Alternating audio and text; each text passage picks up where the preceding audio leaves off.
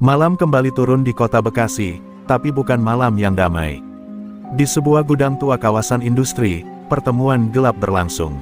4 pria duduk melingkar, wajah-wajah mereka dipenuhi bekas luka lama dan sorot mata penuh dendam.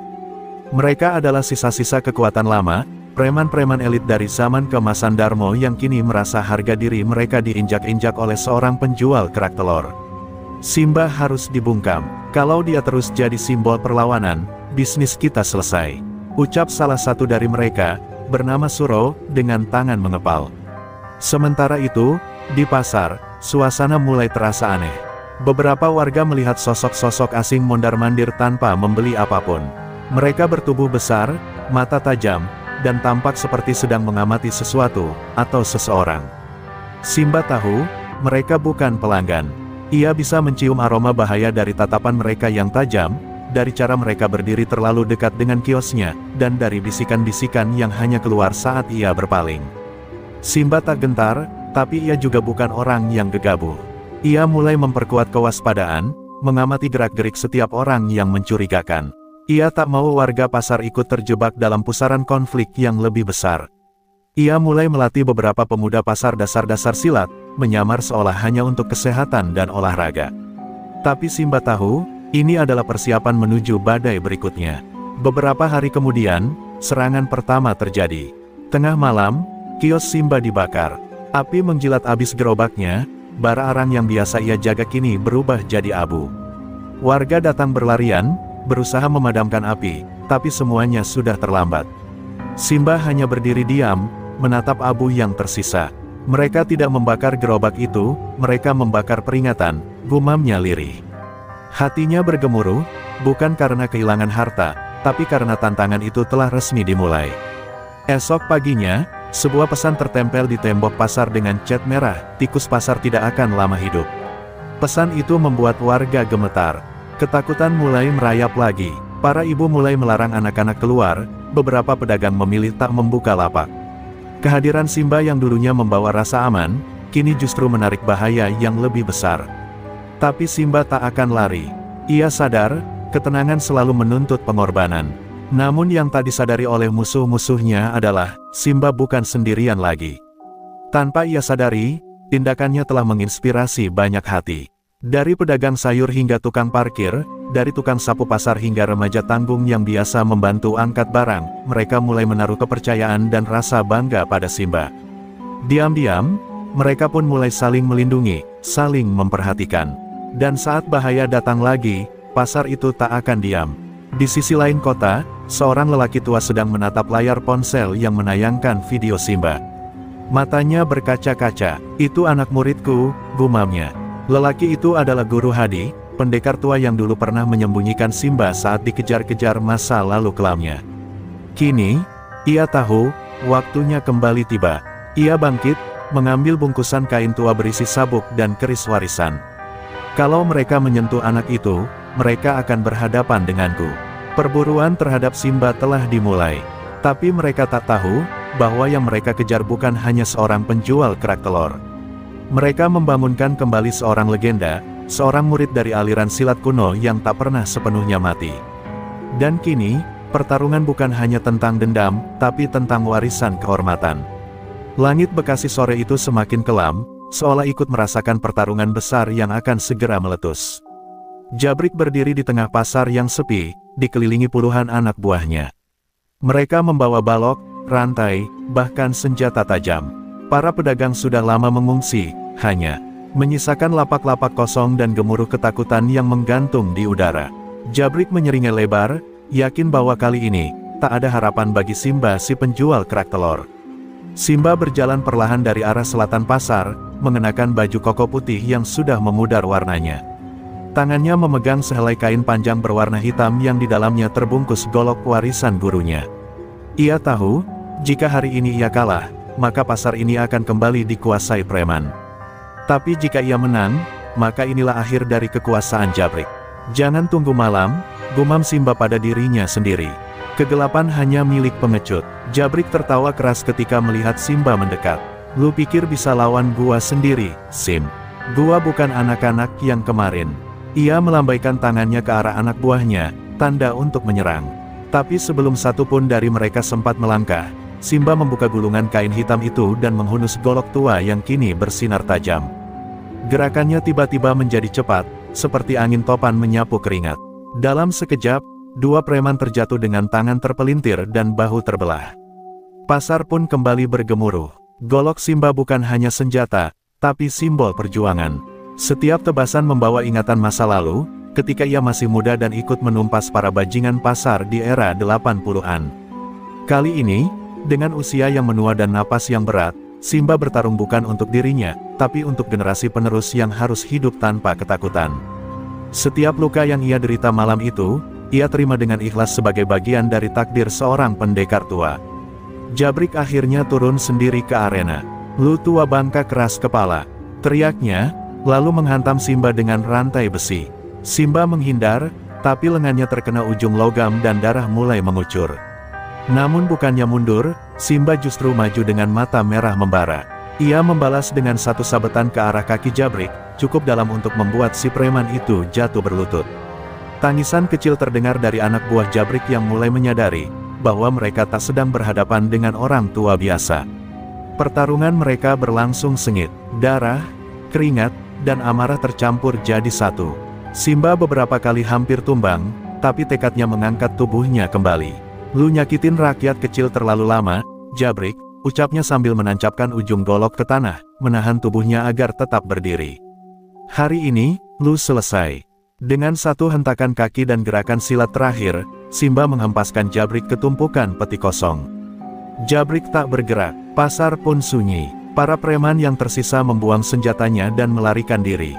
Beberapa berlutut, memohon ampun. Simba hanya menatap mereka dengan dingin, lalu melangkah pergi, meninggalkan medan pertempuran. Tubuhnya gemetar, tapi hatinya tenang. Ia telah menepati janji kepada gurunya, kepada warga, dan kepada dirinya sendiri. Di balik tubuh renta itu, berdiri seorang legenda hidup yang kini telah menuliskan akhir cerita dengan darah dan kehormatan. Pasar Bekasi kembali hidup beberapa hari kemudian.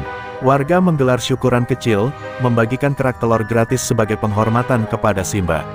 Namun pria tua itu tak pernah lagi terlihat. Ada yang bilang ia pergi ke pesantren untuk menghabiskan sisa hidupnya dalam ibadah. Ada pula yang percaya, ia masih mengamati dari kejauhan, menjaga pasar dari balik bayang-bayang. Yang pasti, nama Simba kini abadi, bukan sebagai penjual kerak telur biasa, tapi sebagai pendekar terakhir pasar Bekasi. Pagi yang seharusnya damai di pasar Bekasi berubah menjadi bisu. Masih tercium bau darah di antara petak-petak lapak yang semalam jadi arena pertarungan hidup dan mati. Warga berkumpul, membentuk lingkaran di sekitar lapak kerak telur yang kini kosong. Tak ada Simba di sana, hanya sisa kain hitam yang tertinggal di atas meja dagangnya, penuh bercak merah. Semua orang tahu, Simba pergi. Tapi tak ada yang tahu kemana. Di salah satu sudut pasar, Pak Udin, pedagang sayur yang paling sepuh, duduk bersila sambil menatap langit. Air matanya mengalir. Dia bukan cuma pahlawan, gumamnya. Dia pelindung, bayangan terakhir dari masa di mana kita punya keberanian.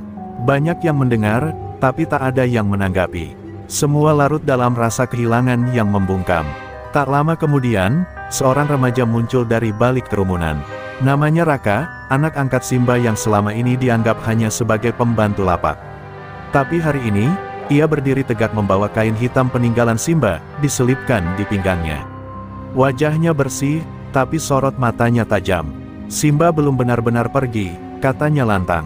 "Kalau kalian takut, aku yang akan jaga tempat ini. Aku anaknya." Beberapa preman yang lolos dari kekalahan malam itu mulai berkumpul lagi di ujung pasar.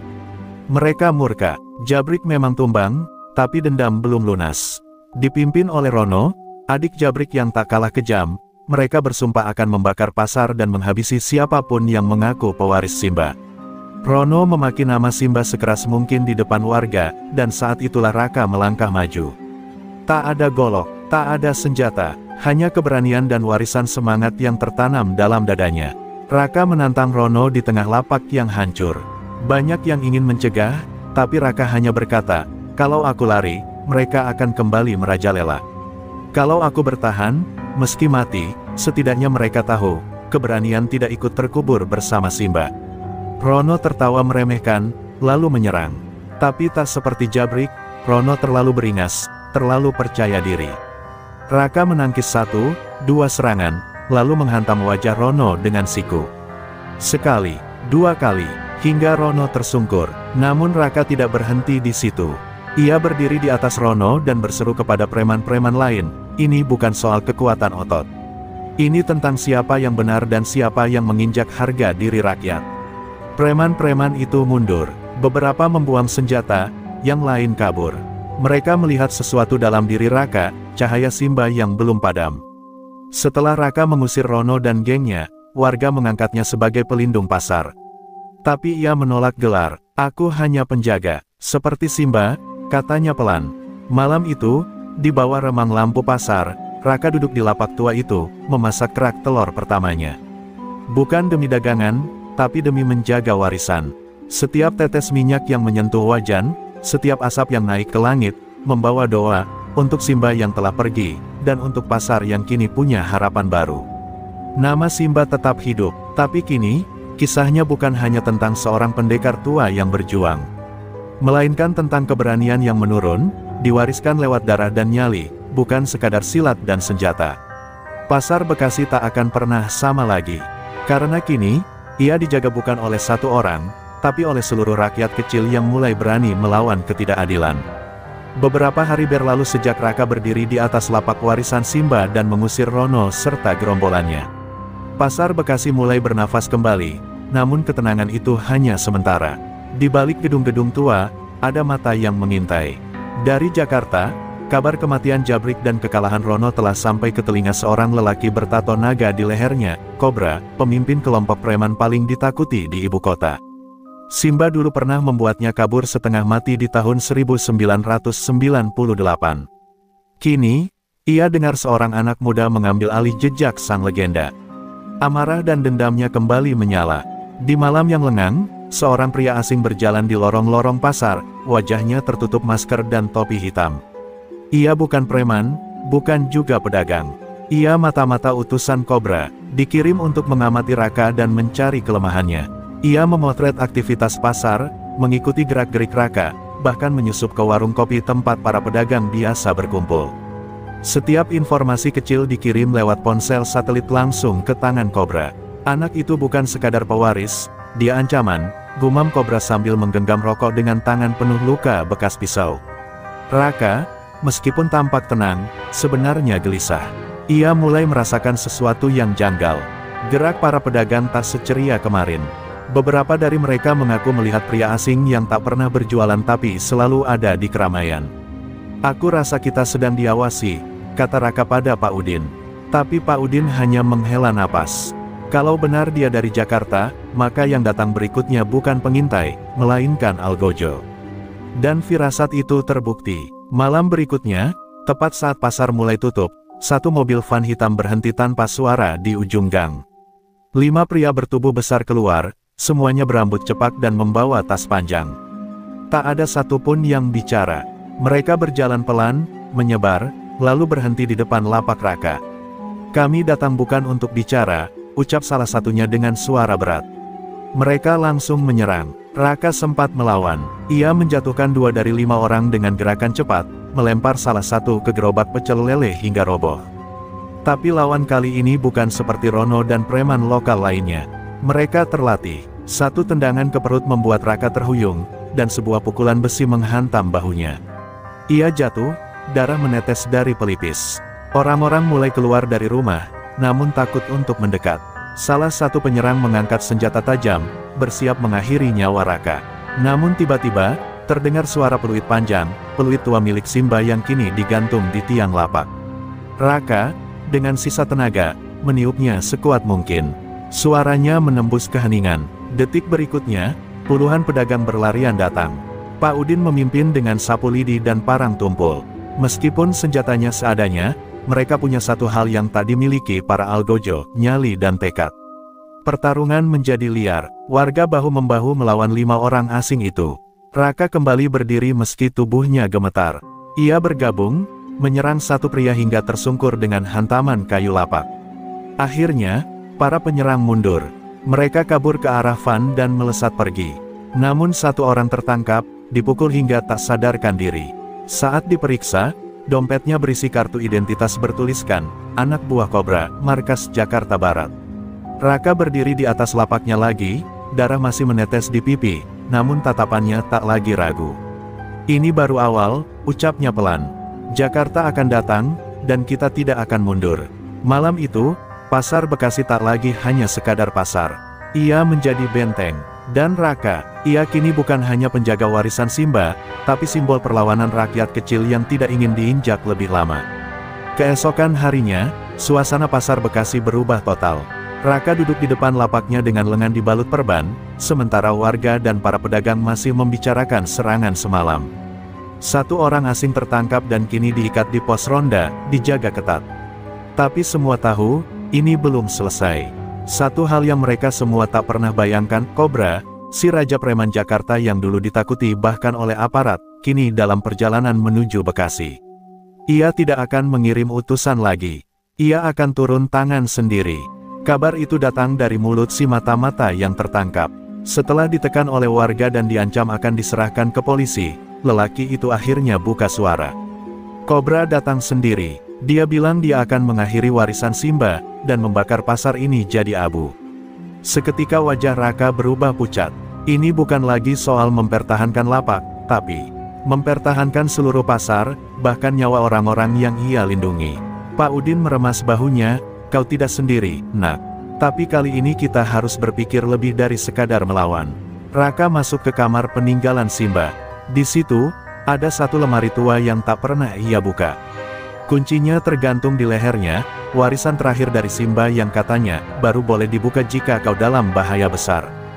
Dengan tangan gemetar, Raka membuka lemari itu. Di dalamnya, tumpukan buku catatan tua, foto-foto masa muda Simba bersama tokoh-tokoh besar, dan sebilah keris pusaka. Di baliknya, terselip sepucuk surat, Raka, jika kau membaca ini, berarti lawanku yang dulu kembali. Dia bukan hanya preman, tapi iblis. Jangan takut, darahmu adalah darahku. Sore harinya, pasar dipenuhi warga. Raka berdiri di tengah mereka dengan keris Simba tergantung di pinggang. Ia tak lagi berbicara seperti anak muda biasa.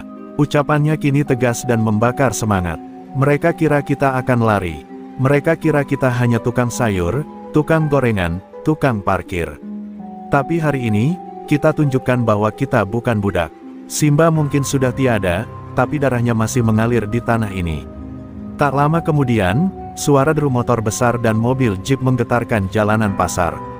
Kobra datang, berdiri dengan tubuh tinggi besar, penuh tato dan luka lama. Di belakangnya, 12 anak buah elit dengan senjata lengkap turun dari mobil. "Mana bocah itu?" teriaknya. "Aku datang bukan untuk bicara. Aku datang untuk menghapus jejak Simba dari dunia ini." Raka maju pelan, tatapannya tajam seperti mata Simba dulu. "Kalau kau ingin menghapus Simba, maka kau harus menginjakku dulu." Pertarungan pun pecah. Tapi kali ini bukan seperti sebelumnya. Ini bukan sekadar tawuran pasar. Ini perang. Raka bergerak dengan cepat, menghindari tebasan parang dan membalas dengan hantaman keris pusaka. Kobra sendiri maju menghadangnya. Pertarungan mereka seperti bayangan masa lalu antara Kobra dan Simba, terulang dengan darah yang lebih muda. Di tengah pertarungan, Kobra berkata, "Kau tidak sekuat bapakmu." Tapi Raka menjawab, "Aku bukan Simba. Aku Raka, dan aku akan mengakhiri mimpi buruk yang kau bawa." Akhirnya, dengan satu tusukan tepat di bahu dan pukulan bertubi-tubi dari warga yang datang membantu, Kobra roboh ke tanah. Ia mengerang, tak percaya dikalahkan oleh anak yang dulu ia kira hanya tukang jual panci. Polisi akhirnya datang setelah mendapat laporan dari warga. Kobra dan anak buahnya diborgol. Tapi sebelum dibawa, Kobra menatap Raka terakhir kali. "Kau Simba, dalam wujud baru." Malam itu, pasar Bekasi kembali tenang. Tapi sesuatu telah berubah. Raka bukan lagi penjaga lapak. Ia kini simbol harapan dan perlawanan. Di lapaknya yang sudah direnovasi warga secara gotong royong, tergantung foto lama Simba dan kini berdampingan dengan foto Raka yang berdiri dengan keris pusaka. Mereka adalah dua generasi pejuang, yang membuktikan bahwa di balik kesederhanaan rakyat kecil, tersimpan kekuatan yang bisa menumbangkan raja preman manapun. Fajar menyingsing dengan tenang di pasar Bekasi, seolah alam pun ingin memberikan jeda setelah malam yang membara. Namun di dalam hati Raka, badai belum benar-benar reda. Meski Kobra dan anak buahnya telah digelandang ke kantor polisi, ia tahu, dunia gelap yang selama ini menghantui para pedagang kecil tak akan berhenti hanya karena satu nama tumbang. Ada banyak kobra lain di luar sana, bisik Raka dalam hati, saat ia menatap lapaknya yang kini dipenuhi bunga dan ucapan terima kasih dari warga. Beberapa hari berlalu, dan suasana pasar kembali hidup. Anak-anak berlarian, ibu-ibu menawar harga, dan aroma gorengan pagi menggoda setiap yang lewat. Namun di balik senyum Raka, tersimpan luka yang tak terlihat. Ia masih mendengar suara Simba di kepalanya, pesan-pesan lama yang dulu ia abaikan, kini menjadi kompas hidupnya. Ia berdiri di depan makam Simba sore itu, membawa keris yang telah kembali ke sarungnya. Sudah selesai, Sim, tapi aku belum akan berhenti. Aku akan pastikan darahmu tetap berarti. Malam itu, di balai warga, Raka diminta berbicara. Suaranya mantap, meski matanya masih lelah. Kita bukan hanya pedagang, bukan hanya tukang parkir, atau penjual kaki lima. Kita adalah keluarga, dan keluarga harus saling jaga. Jangan biarkan preman macam apapun datang lagi merampas hak kita. Tepuk tangan menggemuruh. Namun Raka melanjutkan, tapi aku tak bisa selamanya di sini. Aku harus pergi sebentar, mencari sisa-sisa warisan hitam yang pernah dihadapi Simba dulu. Esoknya, dengan ransel kecil dan keris Simba yang kini ia kalungkan di dalam jaketnya, Raka pamit. Warga mengantar dengan haru. Pak Udin memeluknya erat, kau bukan cuma anak Simba, kau penerus harapannya. Raka tersenyum lirih. Ia tak tahu kemana tepatnya ia akan pergi, tapi ia yakin, masa depan pasar ini akan lebih terang jika ia memastikan bayangan masa lalu tidak kembali lagi. Di stasiun, Raka naik kereta ekonomi yang perlahan membawa tubuh lelahnya menjauh dari Bekasi. Tapi dalam hati, ada semangat baru. Ia membawa nama Simba, membawa janji untuk tidak membiarkan kejahatan menang lagi. Ia tahu di kota lain, di terminal lain, di gang-gang sempit atau pasar kecil, masih banyak yang bernasib seperti dirinya dulu, tak berdaya, takut, dan menunggu penyelamat. Ia tak ingin jadi pahlawan, ia hanya ingin menepati janji darah kepada ayahnya. Sementara itu di pasar Bekasi, warga tak lagi menyebut Raka hanya sebagai penjaga lapak. Ia telah menjadi legenda, seperti Simba. Lukisan wajahnya bersama Simba kini terpajang di balai warga, dengan tulisan, yang berani berdiri, meski sendiri. Bahkan anak-anak ini bercita-cita jadi seperti Raka, bukan karena kekuatannya, tapi karena keberaniannya melawan ketidakadilan. Beberapa bulan kemudian, kabar tentang pemuda pembasmi preman mulai tersebar di kota-kota kecil. Orang menyebutnya hantu lapak, pelindung pasar, bahkan bayangan dari Bekasi. Tapi Raka tetap berjalan tanpa menoleh ke belakang. Ia tak ingin dikenal, ia hanya ingin memastikan bahwa yang lemah tak lagi diinjak. Dan setiap kali malam datang, ia duduk sendiri di warung kopi terminal manapun, membuka catatan peninggalan Simba, dan merencanakan langkah berikutnya. Warisan darah itu kini telah hidup kembali. Bukan untuk balas dendam, tapi untuk menyalakan harapan. Dan Raka, sang penjaga pasar Bekasi, kini menjadi simbol perlawanan di jalanan. Ia tak membawa pasukan, hanya keberanian, dan keris warisan ayahnya. Tapi itu cukup untuk membuat preman-preman kembali berpikir dua kali sebelum menyentuh hak orang kecil. Perjuangan Simba belum selesai, kini diteruskan oleh darahnya, dan selama Raka masih berdiri, harapan itu tak akan mati. Kereta ekonomi yang ditumpangi Raka melaju perlahan meninggalkan stasiun Bekasi. Di dalam gerbong, ia duduk mematung, menatap kosong keluar jendela. Kota demi kota terlewati, tapi pikirannya tetap tertinggal di pasar Bekasi, tempat di mana darah, air mata, dan perjuangannya menyatu. Ia menggenggam keris Simba erat, dan dalam diamnya, terdengar kembali suara ayahnya dulu, kalau suatu hari kau merasa dunia ini terlalu kejam, jangan mundur.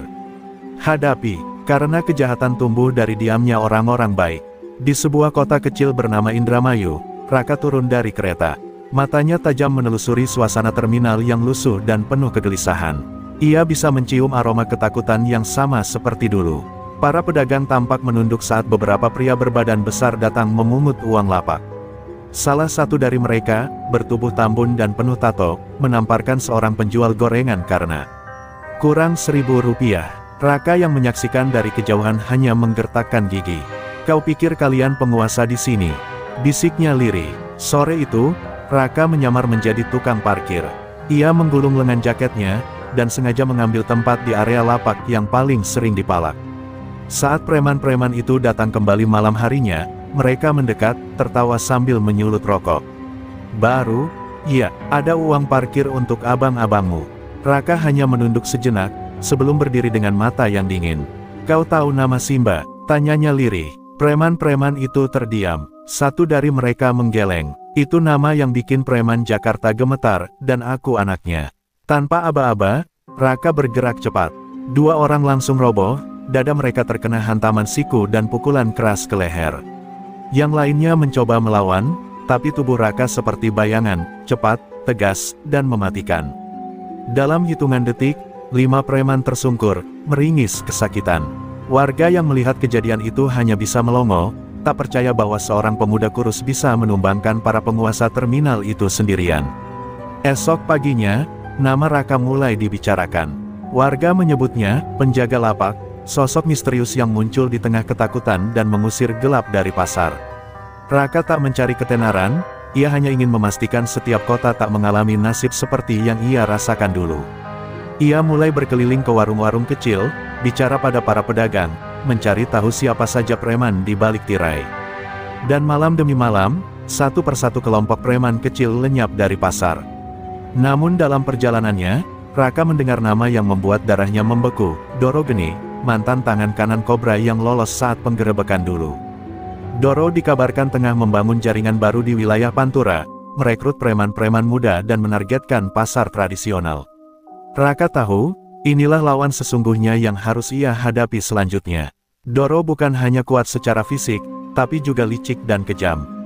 Bahkan Simba dulu pernah berkata, kalau ada satu orang yang bisa meracuni ribuan jiwa, itu Doro. Menjelang malam, Raka duduk di atap sebuah kios tua. Angin menerpa wajahnya, dan keris Simba ia letakkan di pangkuan. Ayah, perjuangan ini belum selesai.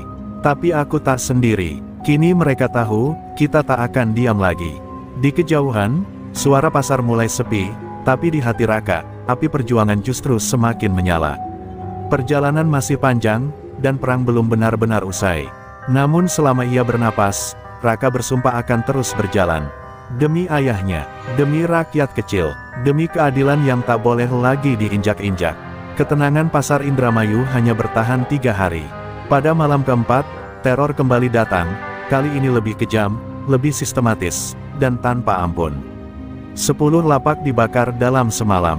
Seorang pedagang buah ditemukan babak belur dengan pesan berdarah di dinding kiosnya, Raka, aku mencium jejakmu, Doro Geni. Raka yang membaca pesan itu keesokan paginya hanya terdiam. Dadanya sesak, bukan karena takut, tapi karena amarah lama kembali membara. Doro telah bangkit, dan ia membawa api yang sama kejamnya seperti kobra. Siang itu, Raka mendatangi tokoh masyarakat, Pak Raji, seorang sesepuh pasar yang dikenal bijak. Doro Geni bukan main-main, nak, ucap Pak Raji. Ia dulu dikenal sebagai algojo pasar, pelatih preman-preman muda. Ia hilang saat Simba menggulung jaringan kobra, dan kini kembali dengan dendam. Raka mengangguk pelan. Dendamnya padaku, adalah karena aku anak Simba. Suasana hening, hanya suara kipas angin tua yang berdecit. Namun di balik kesunyian itu, keputusan Raka sudah bulat, ia tak akan mundur. Malamnya, Raka menyelinap ke sebuah gudang tua di pinggiran pasar. Di sana, ia menemukan jejak aktivitas kelompok Doro, senjata tajam, data pungutan ilegal, dan nama-nama preman baru. Salah satunya, Bayu Jabrik, preman muda yang disebut-sebut sebagai murid kesayangan Doro. Tak butuh waktu lama, Raka mulai memburu Bayu.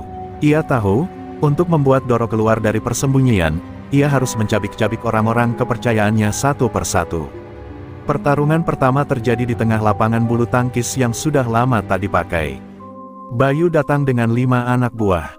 Namun yang mereka hadapi bukan sekadar anak Simba, melainkan warisan terakhir dari ilmu tangan kosong yang menghancurkan kobra. Raka menghajar mereka satu persatu tanpa ragu, dan saat Bayu berusaha kabur, Raka menangkapnya dengan rantai besi. Katakan pada gurumu, ucap Raka dingin, aku tak butuh panggung, cukup dengan kegelapan seperti ini, dan aku akan menjemputnya. Esok harinya, seluruh pasar gempar. Bayu Jabrik diikat di tiang listrik dengan tulisan, hentikan teror, atau Raka akan datang. Doro Geni membaca kabar itu dari tempat persembunyiannya, sebuah rumah kosong di kawasan hutan jati. Matanya merah, ia menggenggam segenggam abu dan menaburkannya ke bara api. Raka, anak Simba itu benar-benar menantangku. Kalau begitu, akan kuhidupkan semua luka lama. Doro mulai mengaktifkan rencana besarnya. Ia memanggil semua preman sisa dari jaringan lama, dan memperkenalkan rencana yang disebutnya, Operasi Lahar. Seluruh pasar kecil di jalur Pantura akan diserbu serempak, membuat warga ketakutan, agar nama Raka tak punya ruang untuk menyelamatkan semuanya. Ia tahu kelemahan Raka adalah empatinya terhadap rakyat kecil. Dia anak baik, dan itu kelemahannya, kata Doro dingin. Di sisi lain, Raka mulai merasa waktu semakin sempit. Ia tahu ini bukan lagi sekadar balas dendam, tapi peperangan antara dua warisan, kegelapan lama yang dibangkitkan Doro, melawan cahaya terakhir yang ditinggalkan Simba padanya. Di dalam kamar kecilnya, ia menuliskan surat kepada para pedagang, jangan takut. Ini belum akhir, jika aku tak kembali, kalian tetap harus berdiri. Sebab satu Raka bisa tumbang, tapi 1000 Raka takkan bisa dikalahkan. Ia menggantung surat itu di tembok warung, dan malam itu, ia menghilang, menuju jantung kegelapan. Hutan jati tempat Doro Geni bersembunyi begitu sunyi malam itu. Angin malam berbisik membawa hawa kematian. Doro duduk di atas kursi reyot sambil menajamkan pisau. Tatapannya liar, penuh dendam yang membatu selama bertahun-tahun. Di sekelilingnya, para preman dari berbagai daerah tengah bersiap, mengenakan jaket hitam dengan simbol tengkorak berapi di punggung. Doro berdiri dan berkata lantang, Raka menantang kita, anak Simba ingin jadi pahlawan. Malam ini, kita balas dendam. Kita bakar nama ayahnya sampai habis. Sorak-sorai menggema, menandai malam paling gelap dalam sejarah pasar Indramayu. Sementara itu, Raka melangkah perlahan melewati celah-celah hutan. Ia tahu tempat persembunyian Doro dari peta yang pernah digambar ayahnya dulu. Simba pernah mengubur banyak rahasia di tanah ini, termasuk lokasi markas hitam yang kini kembali dipakai Doro.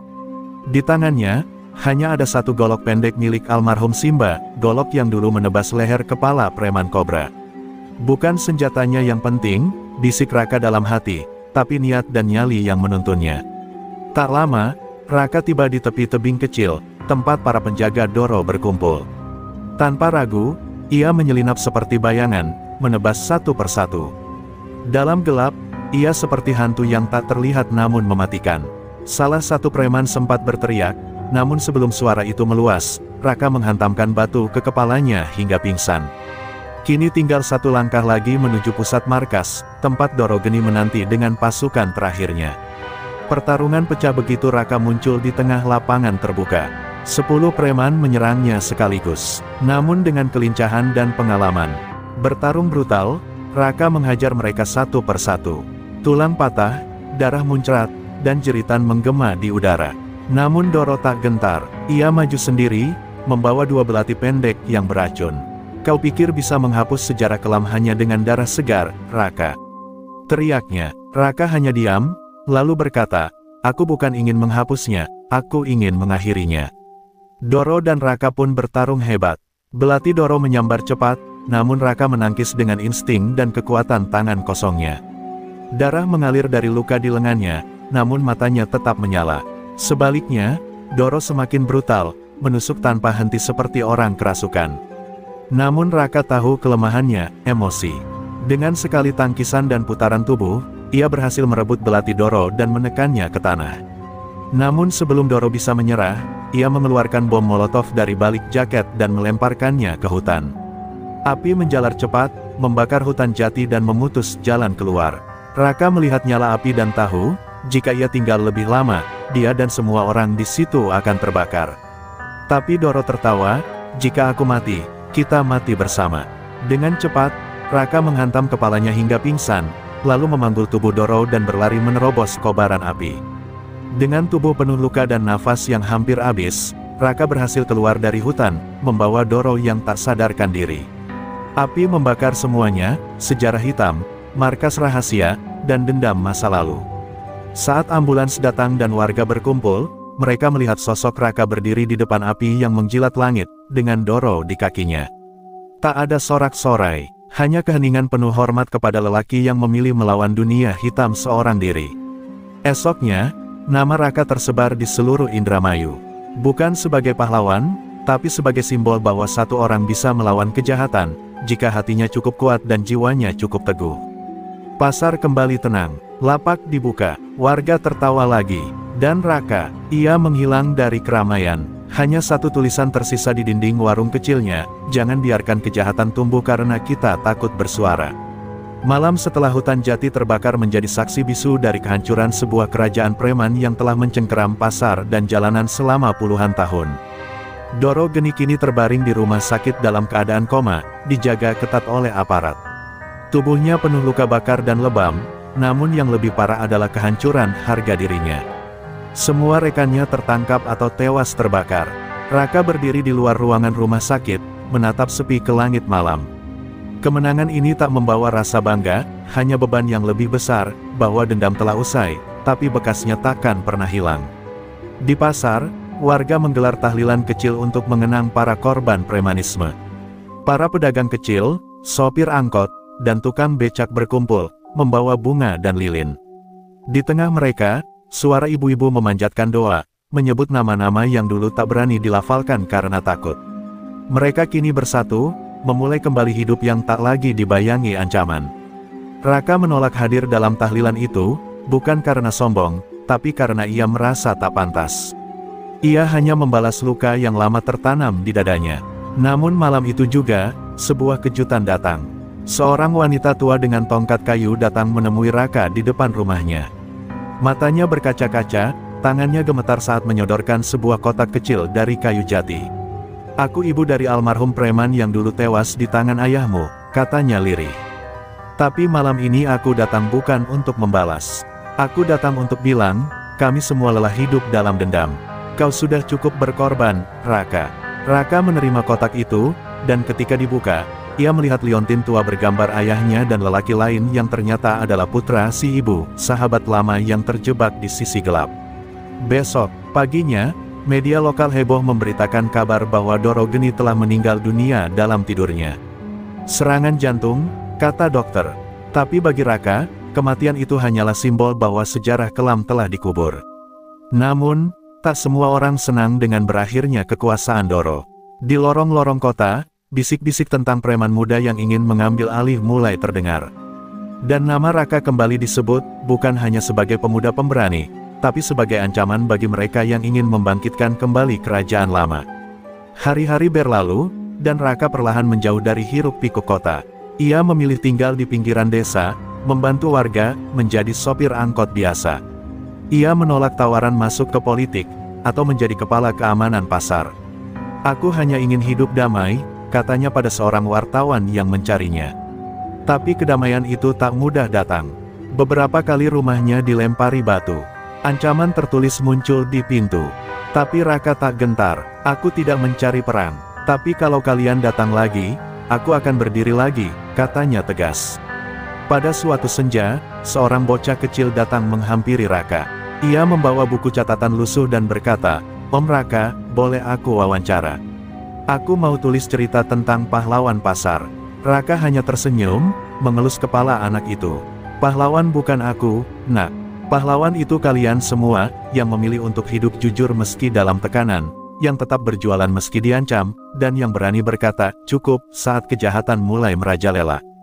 Bocah itu menulis dengan penuh semangat, dan cerita Raka pun mulai hidup dalam bentuk yang baru, kisah, bukan dendam. Di akhir bab ini, suara hati Raka bergema seperti doa, dendam memang bisa membakar segalanya, tapi keberanian menyulut harapan. "Kini, aku tak lagi bertarung untuk membalas. Aku berdiri untuk menjaga, agar tak ada lagi yang tumbuh dalam ketakutan." Dan dari kejauhan, langit sore menutup hari itu dengan cahaya jingga yang lembut, tanda bahwa badai telah pergi, walau awan gelap bisa kapan saja kembali. 1 tahun telah berlalu sejak malam kelam di hutan jati. Pasar yang dulu dihantui teror kini hidup kembali dengan semangat baru. Warung-warung kecil kembali dibuka, pedagang kaki lima tertawa lepas tanpa bayang-bayang intimidasi. Doro Geni telah tiada, dan sisa-sisa kerajaannya lenyap dibakar oleh keberanian seorang anak manusia bernama Raka. Namun tak semua luka bisa sembuh semudah itu. Banyak yang masih hidup dalam trauma, dan banyak pula yang diam-diam menunggu munculnya raja baru di singgasana hitam yang kosong. Raka kini hidup sederhana di desa kecil dekat perbukitan, jauh dari gemerlap kota dan kekacauan. Ia bekerja sebagai sopir angkot lintas desa, mengantar anak-anak sekolah dan petani pulang ke rumah. Tak banyak yang tahu masa lalunya. Hanya beberapa warga yang pernah menyaksikan tatapan matanya saat diam, tatapan seseorang yang pernah berdiri di antara hidup dan mati. Ia tak ingin menjadi legenda. Ia hanya ingin hidup sebagai manusia biasa, meski sejarahnya sudah tertulis dengan darah dan api. Namun pada suatu malam, datang seorang lelaki misterius bertubuh tegap, mengenakan jaket lusuh dan membawa sehelai kertas lusuh. "Ini dari Doro Geni," katanya lirih. "Dia pernah menulis ini untukmu, sebelum koma. Surat itu hanya berisi satu kalimat, 'Aku kalah karena aku sendirian. Kau menang karena kau mencintai sesuatu lebih dari dirimu sendiri.'" Raka menggenggam surat itu erat, lalu membakarnya. Tak perlu lagi menyimpan kenangan dari musuh. Yang perlu dijaga hanyalah masa depan. Meski telah menjauh dari dunia kelam, bayang-bayang premanisme tak sepenuhnya hilang. Beberapa kelompok kecil mulai tumbuh di celah pasar baru. Anak-anak muda yang tak tahu sejarah mulai mencoba meniru gaya lama, memalak, mengancam, dan menunjukkan taring palsu. Tapi kini, masyarakat tak lagi diam. Mereka berani bersatu. Dan mereka tahu satu hal pasti, jika kejahatan tumbuh lagi, seseorang akan muncul dari balik kabut, dengan tangan kosong dan tekad baja. Sosok itu bernama Raka. Pada hari ulang tahun pasar, warga menggantungkan foto-foto hitam putih di pintu-pintu kios. Di antara foto-foto itu, ada satu potret yang selalu membuat orang berhenti sejenak, gambar seorang pemuda dengan luka di wajah dan sorot mata tajam. Di bawah foto itu tertulis, "Dia bukan pahlawan, dia hanya manusia yang tak membiarkan kejahatan menang." Banyak anak-anak muda terinspirasi dari kisah itu. Mereka mulai membentuk komunitas jaga malam, kelompok pemuda sadar hukum, dan kegiatan sosial. Sementara itu, Raka mulai menulis diam-diam. Ia tak pandai berkata-kata, tapi tulisannya menyimpan bara. Ia menulis tentang bagaimana dunia bisa dibentuk tanpa kekerasan, bagaimana dendam bisa dibunuh dengan keberanian. Buku itu akhirnya diterbitkan secara diam-diam oleh seorang wartawan yang dulu pernah ia tolak wawancara. Judulnya sederhana, "Jejak di Atas Abu." Buku itu menyebar cepat, menjadi bacaan wajib bagi para aktivis muda dan petugas keamanan kota. Di suatu pagi yang cerah, seorang bocah berlari-lari menuju rumah Raka, membawa buku yang telah lecek dan lusuh. "Om Raka, tanda tangan dong. Aku mau jadi kayak Om, berani dan jujur." Raka tertawa kecil, lalu mengelus kepala bocah itu. "Jangan jadi seperti Om. Jadilah lebih baik. Jangan menunggu orang jahat datang untuk jadi pahlawan. Jadilah terang sebelum gelap datang." Bocah itu mengangguk mantap, matanya bersinar penuh harapan. Dan begitulah, meski dunia terus berubah dan ancaman tak pernah benar-benar hilang, kisah Raka tetap hidup. Bukan sebagai legenda kekerasan, tapi sebagai simbol keberanian yang lahir dari cinta, cinta pada keluarga, cinta pada keadilan, dan cinta pada kehidupan yang lebih layak. Ia tak ingin dikenang sebagai penumpas, tapi sebagai penjaga. Karena terkadang, yang dibutuhkan dunia bukan pedang, tapi seseorang yang cukup berani untuk berdiri, bahkan ketika tak ada yang berdiri bersamanya. Satu malam saat hujan deras mengguyur desa tempat Raka tinggal, petir menyambar langit seakan menandakan bahwa kedamaian yang ia rasakan selama ini hanyalah jeda sebelum badai berikutnya datang. Di tengah suara hujan, terdengar ketukan keras di pintu rumahnya. Seorang perempuan tua basah kuyup berdiri di sana, matanya sembab. Ia memperkenalkan diri sebagai ibu dari salah satu preman kecil yang dulu dibina oleh Doro Geni. Anak itu kini terbaring koma di rumah sakit setelah dihajar sekelompok orang bertopeng hitam. Mereka bilang, "Ini hanya permulaan." Mereka menyebut nama Anda, Raka. Raka terdiam. Ia pikir semuanya telah berakhir. Tapi kenyataan berbicara lain. Sisa-sisa kejahatan yang dulu ia bakar rupanya tak semuanya menjadi abu. Sebagian menjadi bara kecil yang menyalakan api dendam generasi baru. Mereka tak sekadar ingin kekuasaan seperti Doro Geni, mereka ingin membalas. Mereka menyebut dirinya, bayangan tanpa nama, anak-anak dari orang-orang yang pernah kalah karena Raka. Dan kini, mereka bergerak diam-diam, lebih berbahaya, lebih kejam, dan lebih terorganisir. Tak lama setelah itu, rumah warga satu persatu dirusak pada malam hari. Warung tempat anak-anak muda biasa berkumpul dibakar tanpa jejak pelaku. Pagi harinya, hanya tertinggal pesan tertulis di dinding pasar, satu persatu akan kami ambil, hingga ia turun kembali dari persembunyiannya. Warga mulai resah. Banyak yang tahu pesan itu ditujukan pada Raka. Tapi tidak sedikit juga yang menyalahkan dia. Kalau bukan karena dia, mungkin kita tak akan diincar seperti ini, bisik beberapa orang. Di tengah tekanan dan rasa bersalah, Raka kembali ke sebuah tempat yang sudah ia tinggalkan lama, makam neneknya. Di sana, ia bersimpuh dalam diam. Bah, mereka datang lagi. Aku lelah, aku hanya ingin hidup biasa, bisiknya lirih. Tapi saat ia menunduk lebih dalam, angin berhembus kencang dan seperti membisikkan sesuatu ke telinganya, orang yang dipilih langit tak bisa hidup biasa. Kau belum selesai, Raka. Esok harinya, Raka berdiri di tengah balai desa, menatap mata-mata ketakutan warga yang menunggu arah. Ia tak bicara banyak, hanya satu kalimat, namun cukup untuk membakar semangat semua yang mendengarnya. Jika mereka ingin menghancurkan kita satu persatu, maka kita akan berdiri bersama. Kali ini, kita lawan mereka bukan dengan dendam, tapi dengan keberanian. Sejak saat itu, ia mulai melatih para pemuda desa. Bukan untuk membunuh, tapi untuk bertahan dan melindungi. Di balik hutan, bayangan tanpa nama bersiap. Pemimpin mereka, sosok bertopeng yang tak pernah memperlihatkan wajah aslinya, mencoret papan kayu dengan pisau. Tertulis nama-nama yang akan mereka habisi. Di urutan pertama, jelas tertulis, Raka. Mereka tertawa, menari dalam gelap, menyiapkan perang yang lebih besar dari sebelumnya. Mereka tak tahu bahwa Raka kini bukan sendirian. Ia punya rakyat, ia punya keberanian, dan ia punya alasan untuk berdiri lagi. Raka tahu, ini bukan sekadar pertempuran melawan orang-orang jahat. Ini tentang melawan bayangan yang ditinggalkan oleh kekuasaan lama, bayangan yang tumbuh di hati manusia-manusia yang kehilangan arah. Ia tak bisa membunuh semuanya, tapi ia bisa menjadi terang di antara kegelapan itu. Dalam hati kecilnya, Raka tahu, perang ini bukan untuk menang, tapi untuk menyelamatkan generasi yang akan datang dari nasib yang sama seperti dirinya.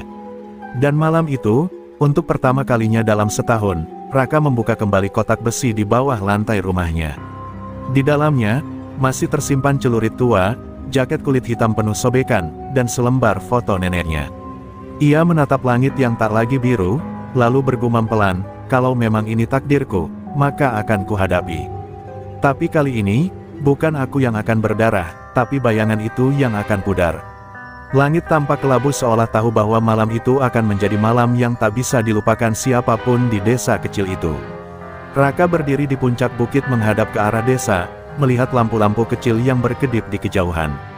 Di belakangnya, puluhan pemuda berdiri dengan wajah tegang, menggenggam senjata seadanya, bambu runcing, kayu, sabit tua, bahkan pipa besi. Mereka bukan prajurit, mereka rakyat biasa, tapi malam ini, mereka memilih untuk berhenti menjadi korban. Suara gong besar dipukul 3 kali dari menara balai desa. Itu tandanya, musuh telah datang. Asap mulai mengepul dari arah timur desa. Teriakan, jeritan, dan suara benda pecah mengisi udara. Bayangan tanpa nama, telah masuk, mengenakan jubah hitam, wajah ditutup, bergerak dalam gelap seperti hantu. Tapi mereka bukan hantu, mereka manusia, dan mereka bisa dilawan. Raka turun ke desa seperti badai, matanya tajam, langkahnya cepat, dan hati kecilnya berdoa agar tak ada warga yang mati malam ini. Benturan pertama terjadi di dekat pasar lama. 2 pemuda desa hampir terjebak, tapi Raka muncul dan melumpuhkan 3 anggota musuh dalam sekejap. Ia tak menggunakan celurit seperti dulu. Kini, hanya tangan kosong dan prinsip cukup untuk melumpuhkan, jangan bunuh kecuali terpaksa. Tapi musuh tak bermain bersih. 1 anak muda tebas bahunya, jatuh bersimbah darah. Raka tak bisa menahan diri lagi. Ia menoleh tajam, mengambil celurit yang diselipkan di balik jaketnya, dan berbisik, kalian yang memaksa aku kembali jadi bayangan. Di sudut utara desa, barisan musuh makin banyak. Mereka menyalakan api, membakar ladang warga. Tapi tiba-tiba dari balik semak, anak-anak muda desa melempar batu, menusuk dari celah. Ternyata Raka telah menyusun strategi gerilya diam-diam. Para pemuda desa diajari bukan untuk membalas dendam, tapi bertahan dan mengacaukan taktik musuh. Jerit musuh satu persatu terdengar, tapi korban dari pihak desa pun mulai berjatuhan. Salah satunya adalah Wito, murid Raka yang paling muda. Saat tubuhnya ambruk bersimbah darah, Raka menahan amarahnya dengan susah payah. Namun semuanya berubah saat Damar, tangan kanan Raka, ditangkap musuh dan diseret ke tengah desa, lehernya diancam pedang. "Keluarlah, Raka, kalau kau lelaki, keluar dan hadapi aku," teriak seorang pria bertopeng perak, pemimpin bayangan tanpa nama. Suaranya berat, tapi ada luka batin dalam nadanya. Raka melangkah pelan ke depan, menatap matanya dalam. "Sudah cukup, ini bukan perang lagi, ini penyiksaan." Tapi pria bertopeng justru tertawa. "Bagimu mungkin, tapi bagiku, ini pewarisan darah. Ayahku mati di tanganmu, dan malam ini, kau akan ikut dia ke liang kubur." Mereka bertarung, tak seperti sebelumnya, pertarungan kali ini berlangsung panjang. Raka sudah tak semudah dulu. Nafasnya berat, tapi ia tetap tangguh. Celuritnya melayang, tapi lawan terlalu licin, penuh trik kotor dan teknik bayangan. Di detik terakhir saat Raka hendak jatuh, suara Wito, yang ternyata belum mati, berteriak menyemangati. "Jangan kalah, Bang Raka. Mereka bukan siapa-siapa kalau kita tak takut." Raka mengerang, bangkit lagi, dan satu tusukan celurit mengenai dada musuh. Bertopeng itu jatuh, dan topengnya terlepas. Ternyata, dia adalah anak Dorogeni. Raka terpaku, matanya memerah. Ia melihat wajah itu, penuh luka lama, penuh dendam turun-temurun. "Anak kecil yang dulu kau biarkan hidup setelah kau bantai ayahnya," bisik pemuda itu sebelum darah keluar dari mulutnya. "Aku tumbuh bersama benci." Raka mendekapnya, bukan sebagai pemenang, tapi sebagai pria yang menyesal telah meninggalkan bara tanpa padamkan. Malam itu, desa kembali sunyi. Tapi luka di hati Raka, dan desa itu, tak akan sembuh dalam semalam. Namun satu hal pasti, kegelapan yang datang malam ini telah pecah. Dan pagi sebentar lagi akan tiba. Pagi menjelang perlahan, matahari muncul malu-malu di balik kabut yang masih menggantung di langit. Desa itu tak lagi sama. Asap masih membubung dari rumah-rumah yang hangus terbakar semalam. Tangisan anak-anak terdengar lirih dari sudut-sudut gang. Para wanita sibuk merawat luka dan membalut tubuh para suami yang selamat. Di tengah lapangan, Raka berdiri diam, memandangi wajah-wajah yang hancur tapi tetap tegar. Wajah mereka seperti cermin yang memantulkan dosa masa lalunya. Ia menyelamatkan mereka, tapi dengan harga yang sangat mahal. Di sampingnya, tubuh pemuda bertopeng, anak dari Dorogeni, sudah dibungkus kain putih. Raka sendiri yang menguburkannya, dengan tangan bergetar dan mata berkaca. Tak ada dendam lagi, hanya luka yang tak akan sembuh. "Aku salah karena membiarkan dendam tumbuh," bisik Raka dalam hati. Ia sadar, peperangan itu bukan soal menang atau kalah, tapi tentang rantai kebencian yang terus diwariskan. Dan dia kini berdiri di ujung rantai itu, tak tahu apakah harus memutuskan atau melanjutkan. Damar menghampiri dengan bahu diperban. "Sisa orang-orang bayangan tanpa nama masih ada, Kak. Mereka kabur ke hutan selatan. Kalau kita biarkan, mereka akan kembali." Raka menatapnya lama, lalu mengangguk pelan. "Aku tahu," tapi dalam hati, ia ragu. Dirinya bukan lagi mesin pembunuh. Tubuhnya lelah, jiwanya hancur. Ia hanya ingin hidup tenang, menanam padi, mengajar anak-anak, bukan kembali memburu bayangan di tengah gelap. Namun siang itu, musyawarah desa digelar. Para tetua, pemuda, dan warga berkumpul. "Kita ingin hidup damai," kata Pak Lurah. "Tapi selama sisa-sisa bayangan itu masih ada, kita tak akan pernah tidur tenang." Semua mata beralih ke Raka. Ia tahu itu. Mereka menggantungkan harapan padanya, harapan yang memberatkannya, tapi ia tak bisa berpaling. Ia telah memulai ini, ia harus mengakhirinya. Dengan suara lirih namun pasti, ia berkata, "Aku akan kejar mereka, tapi kali ini, aku akan bawa mereka kembali hidup, bukan mati." Malam harinya, sebelum pergi, Raka duduk sendirian di depan rumah tua peninggalan orang tuanya. Angin berembus lembut, seolah memberi pelukan terakhir. Wito duduk di sebelahnya, diam. Lalu bertanya lirih, "Kalau abang pergi, apa kami kuat bertahan?" Raka tersenyum kecil, menepuk bahunya. "Kalian sudah lebih dari kuat. Kalian sudah jadi cahaya di desa ini.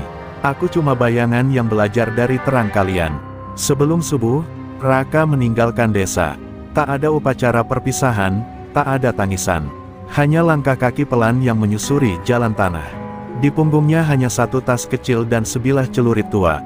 Ia bukan lagi Raka sang pembantai, bukan pula pahlawan. Ia adalah lelaki yang menebus masa lalu, seorang penebus dosa yang tak ingin anak cucu mereka tumbuh dalam ketakutan seperti dirinya dulu. Kabut menelan tubuhnya perlahan, tapi dari balik kabut itu, lahir harapan. Harapan bahwa tak selamanya bayangan membawa gelap. Kadang, justru dari bayangan itulah terang bisa lahir. Dan Raka, lelaki yang pernah membunuh demi balas dendam, kini berjalan demi kedamaian. 3 bulan telah berlalu sejak Raka menghilang dalam kabut. Desa itu mulai bangkit perlahan, luka-luka mulai mengering, dan kehidupan mulai berdenyut kembali. Namun tak ada yang benar-benar lupa. Nama Raka selalu dibisikkan anak-anak saat mereka bermain perang-perangan. Kaum tua menyebutnya dalam doa sebagai pelindung yang menebus dengan darah. Tapi yang paling dalam merindukannya adalah Wito, yang tiap malam menatap ke jalan setapak, berharap bayangan kakaknya muncul kembali. Di hutan selatan, Raka menempuh medan terjal, hidup dalam sunyi, dan menyelinap ke sarang terakhir bayangan tanpa nama. Tapi ia tak datang untuk membunuh. Ia datang sebagai seseorang yang sudah kehilangan segalanya, dan karenanya, tak takut kehilangan apa-apa lagi. Ia mendekati mereka dengan pelan, satu persatu. Tak semua bisa disadarkan. Ada yang menyerang, ada yang lari, dan ada yang memilih mengakhiri hidup mereka sendiri daripada menyerah. Namun Raka tak mundur. Ia terus berjalan, membawa beban nama-nama yang tak ingin lagi hidup dalam bayang-bayang. Akhirnya, hanya tersisa 7 orang. 7 yang memilih meletakkan senjata dan ikut Raka kembali ke peradaban. Di tengah perjalanan pulang, salah satu dari mereka bertanya, "Mengapa kau tak membunuh kami seperti kau membunuh yang lain?" Raka menatap langit yang jingga di senja itu. Karena membunuh tak membuat dunia ini jadi lebih tenang. Tapi memaafkan, bisa menyembuhkan jiwa yang paling gelap sekalipun. Ketika mereka tiba di gerbang desa, tak ada sambutan meriah. Warga hanya menatap dari kejauhan, ragu, waspada. Tapi Wito yang pertama kali berlari memeluk Raka. Ia menangis, memukul dada kakaknya, berteriak, "Kenapa lama sekali?" Raka hanya tertawa kecil, menahan air mata. "Karena aku harus menemukan bagian dari diriku yang hilang." Para warga perlahan mendekat, dan saat melihat 7 mantan musuh berdiri dalam diam dan tunduk, mereka tahu, Raka telah melakukan sesuatu yang lebih sulit daripada membunuh. Ia telah mengampuni. Hari-hari berikutnya, Raka membimbing ke-7 orang itu. Mereka tak lagi memegang senjata, melainkan cangkul dan palu. Mereka membangun jembatan, memperbaiki jalan, menanam pohon. Mereka bekerja dalam diam, menebus dosa tanpa meminta pengampunan. Warga pun pelan-pelan menerima mereka. Desa yang dulu penuh darah, kini menjadi tempat bagi permulaan baru. Tempat di mana luka disembuhkan bukan dengan dendam, tapi dengan pengertian. Dan Raka, ia tak lagi dikenal sebagai pembantai. Ia kini guru bagi anak-anak, pengayom bagi warga, penjaga senyap di malam hari. Ia menolak segala bentuk kekuasaan dan jabatan. Bayangan tak butuh sorotan, katanya. Cukup tahu bahwa terang bisa tumbuh karena ada gelap yang melindungi. Ia sering duduk di beranda rumahnya, menatap langit senja bersama Wito yang kini tumbuh sebagai pemuda pemberani. Pada suatu malam, bintang bersinar terang. Raka memandang langit, lalu memejamkan mata. Dalam hatinya, ia berbicara kepada almarhum ibu dan ayahnya, kepada neneknya yang ia cintai, dan kepada semua yang telah pergi karena dendam. Aku sudah menebusnya, semampuku. Dan malam itu, angin berembus lembut, seolah membawa jawaban. Damai akhirnya datang, dan bayangan itu, kini menjadi cahaya bagi semua.